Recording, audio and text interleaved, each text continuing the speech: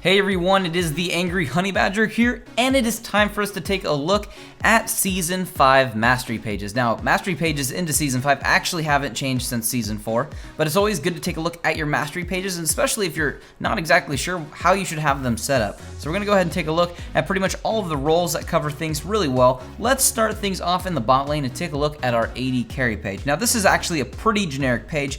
It's 21 in the offense, 9 in the defense, and 0 in utility. Now, as for the offensive tree, there's only one thing over here that maybe be a little weird, is we put 1 point actually into Frenzy. The attack speed you gain from those crit hits help you out later on in the game, and it's going to be a helpful point. Now, the one people usually put a point in is Double-Edged Sword. Not that it's bad, but it is risk reward since you will be taking additional damage for having it. So if you want to play a little bit safer, put that point into Frenzy.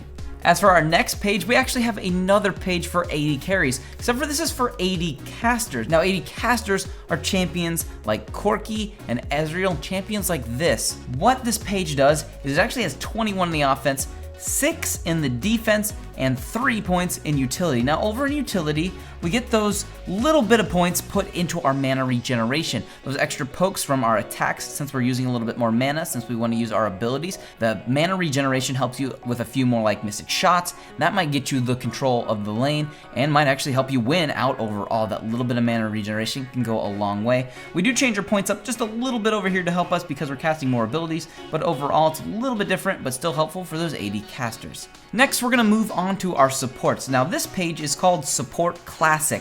Now, Support Classic are for your champions that are kind of your classic supports. Champions like Sona, Soraka, and Janna. Champions like this. What we do is put 0 in the offense, 9 into defense for a little bit of durability, and then we focus in the utility tree with 21 points. We make sure to pick up everything that helps us with our gold. That is going to be very important to help us buy items that are support items that help the team overall. This is wards, this is Mikhail's, this is Locket of the Iron Solari. Items like this to help the team. The next page we're taking a look at is called Support Caster. Now, Support Caster is a unique role for supports where you're playing a support that deals lots of early game damage. These supports can be anyone from Annie and my personal favorite, Zyra. What you're going to do is you're actually going to put 10 points into offense because you want a bit more damage to contribute to early game damage and harassment, 0 in defense, and 20 in utility. Over in utility, we still pick up important points with gold, which is very helpful for acquiring more support items and some damage items. But what the real thing you need to pay attention to is the fact that you have no defense. You will be very squishy, so you cannot get caught or you will die. And our final support page for the last page for our bot lane is what I call tank support. Now, my tank support page is actually a 0, 16, 14. We still pick up a little bit into the utility tree to help us with early game gold, helping us buy the items that we want at level 1, but we focus on having points in defense. This is good for champions such as Braum, Alistar, and Leona. They want to get in and tank that damage, and these points allow them to do that a little bit better. Now, I threw a page here in the middle, don't know where exactly to put it for what lane, but I like to call this my hybrid page. It's a little bit oddball and really only works for a few champions, but it's 25 in the offense and 5 in the defense. Now, hybrid page, I like to claim that this is for maybe Akali, perhaps even Teemo. I can use it also on Jax and a few other champions like Kayle and a few others maybe. But it's mostly focusing on the part where we're really wanting to deal a lot of all types of damage early on, with the 25 in the offense also helps us scale, and having a little bit in the defense but not too much. Like I said, it's pretty specific for just a few champions. Next, we move on to the jungle. Now, this first page is for your AD junglers.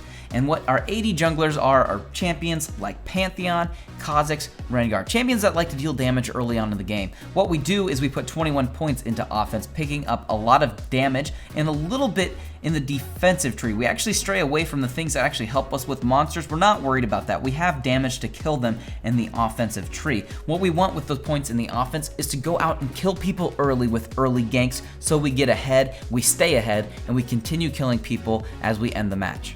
Moving forward from there, we have our AP jungle page. Now, our AP jungle page works specifically mostly for like your Elises and your Dianas and a few others. Now, if you're playing Fiddlesticks, your page might be different, and same with a couple others. You might just run tank pages depending on the champion.